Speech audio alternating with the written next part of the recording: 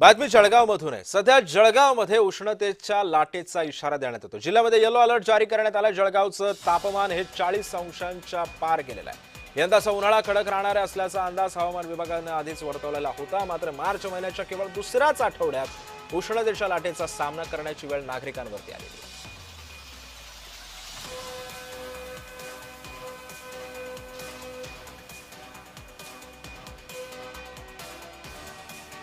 जळगाव शहरात उन्हाच्या तापमानात मोठ्या प्रमाणात वाढ झाली असून शहराला 2 दिवस येलो अलर्ट हा देण्यात आलेला आहे। जर विचार केला तर जळगाव शहरातील रस्ते हे दुपारी 12 नंतर निर्मनुष्य होत आहे। कुठलीही नित्याची जी कामं आहेत ती सकाळीच नागरिकांना पार पाडावी लागत आहे।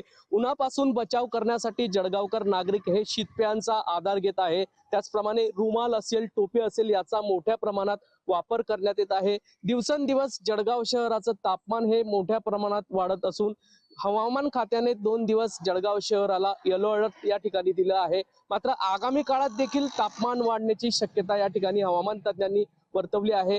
हाच तो जळगाव शहरातील छत्रपती शिवाजी महाराज नगराचा महामार्ग आहे। या मार्गावर जर विचार केला तर दुपारी नागरिक हे या ठिकाणी निर्मनुष्य या ठिकाणी होताना दिसून येत आहे। कारण शहराचं तापमान दिवसेंदिवस वाढत असल्या कारणाने शहराचं मात्र या ठिकाणी जनजीवन हे विस्कळीत झालेलं आहे। उन्हाळ्याची चाहूल लागल्यामुळे जळगाव शहरात दुपारनंतर रस्ते हे निर्मनुष्य होत आहे।